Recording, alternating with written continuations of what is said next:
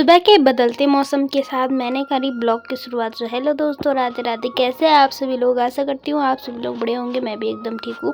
और आज सुबह से ही मौसम बहुत ज़्यादा ऐसा लग रहा था जैसे बारिश आने वाली होगी, लेकिन आई नहीं। खैर, मम्मी भी फ़ोन में रील्स देख रहे थे, तब तक खाना बनाने का टाइम भी हो गया था मेरा। और खाना तो मैंने ऑलरेडी बना लिया था, और खाना भी इतना लेट खाया कि मुझे सीधे गौशाले में जाना पड़ा खाना खाने के बाद, क्योंकि हमारे गाय बाहर थी तो उसके लिए थोड़ा सा घास लेके जा रही थी हाथ पे, तो उसको अंदर बांधना था। और मौसम भी अब साफ हो चुका है। सुबह तो बिल्कुल ही कोहरा छा रखा था, अंधेरा हो रखा था। गौशाला में जाके गाय को अंदर बांध दिया था। उसके बाद घर आई। घर आके मैंने फटाफट से घोड़ों का गोबर भी निकाला। और आज मम्मी भी घर पे नहीं थे, क्योंकि मम्मी खेत में जा रखे थे और घर का काम मुझे ही करना था। एक आध काम थे जो मैंने निपटा दिए थे फटाफट। और आज तो गोबर बहुत ज़्यादा हो रखा था फटाफट, इसीलिए मैं भी फटाफट से काम कर रही थी, क्योंकि मुझे मम्मी के साथ जाना था खेत में।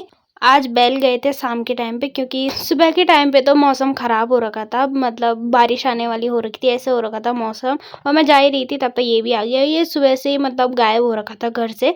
सुबह से घर भी नहीं आया था, इसने खाना भी नहीं खाया था। हमें इसे रुक रखे थे कि मतलब ये आएगा। मैंने इसके लिए अलग से खाना भी रखा था, लेकिन आया ही नहीं। फिर उसके बाद फिर मैंने भी पक्षियों को खिला दिया था इसके बदले का खाना, क्योंकि अगर आया नहीं तो इतनी देर तक वहाँ पे अजीब लग रहा था, इसीलिए।